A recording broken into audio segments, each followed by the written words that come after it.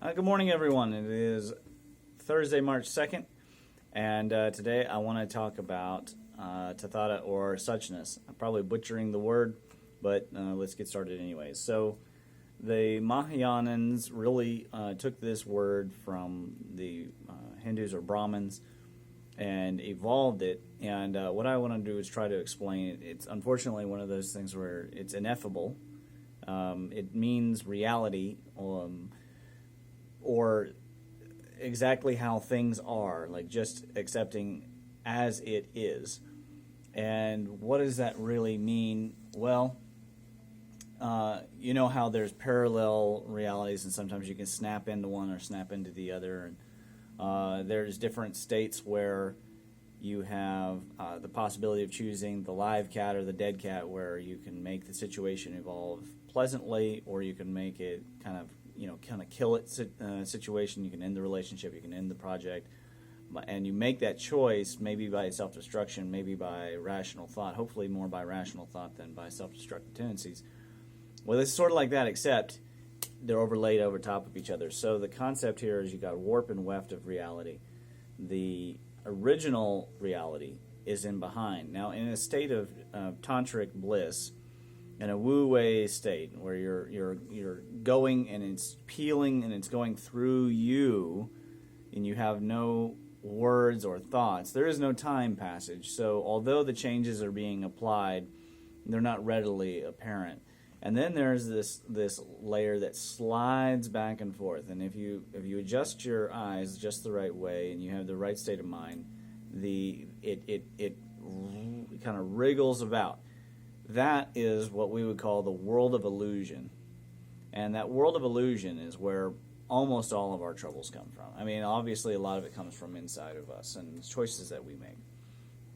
What do we have to say about that world of illusion? How to get through that world of illusion to Tathata? Relativity is a big problem for the conscious mind. In nature, there really isn't much relativity because everybody's in agreement. The gazelle knows the game, and the lion knows the game, and the zebra knows the game. Or they're in the game, and they don't maybe think about it or know it, but they're all part of the same game. So there is no good and evil and right and wrong in that way. But with conscious beings like ourselves, we have this relative game, and sometimes we're shouting at each other. You know, I might be in these upper chakras, and the person I'm talking to might be in the middle or lower chakras, and you're kind of like trying to reach that person, and it's difficult. Plus, we have our different worlds. You know, some people are in the world of music, and in the world of music, they're wrapped in several layers because they either do classical, or they do digital, or they do rock and roll. And then there's people wrapped up in the internet, and which is completely synthetic experience, and they're worried about their social profile and how they look and everything about getting likes, and they're all wrapped up in that. And then there's people in the medical world or in the martial world. The martial world is a really funny one because you get all these guys that have never been in battle, never going to battle probably, and they're totally wrapped up in this world where you need to be angry, you need to be a bit angsty to keep up your skills. And so all these worlds, they're not us.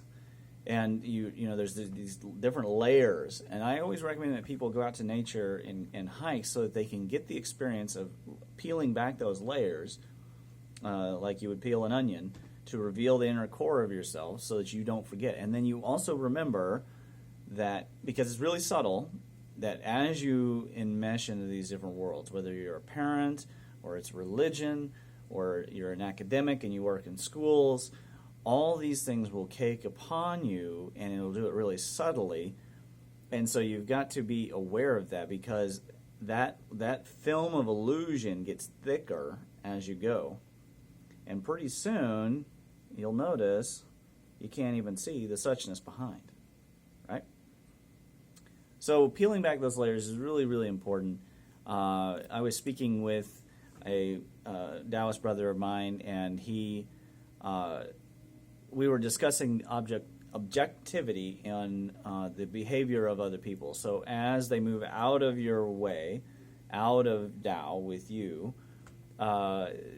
the seeming tendency of them to behave less than kosher. Well, first of all, that might be a relative judgment, right? Because right and wrong, there's absolute right and wrong, and then that's in the suchness level, and then there's the right and wrong that you are experiencing is well, what is right, what is wrong. It's really kind of dependent on your point of view with the person. I always recommend keeping your morals and your principles, but more or less, people may be very deceptive in those kinds of situations. It could be boyfriend, girlfriend, or a divorce or something like that. And so when you have somebody that is doing that and it's not going as pleasantly, have compassion for them, because they're probably struggling with a lot of karma and a lot of what they have taught themselves in a cycle. Remember that they are not currently experiencing suchness. You can go and experience suchness if you go work at it, right? But you can't expect that they're going to experience suchness if they're wrapped up in something, right? And you can't help it if they intend to keep being wrapped up. You can avoid being enmeshed by it, but you can't help them at that point because they're no longer with your Tao, right? So there's increasing yin. Try not to be a part of the false yin and to nourish the true yin.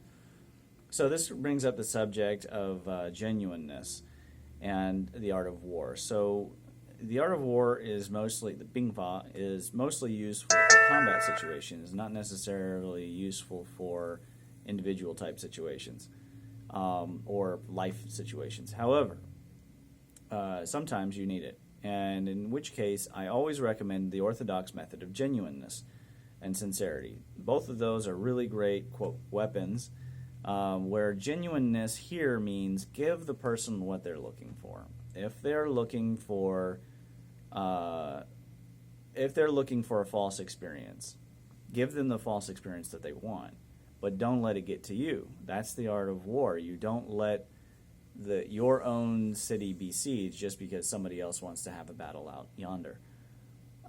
That is the unfortunate truth of the world. It is just suchness. Once again, that is how the world works. That is how it is.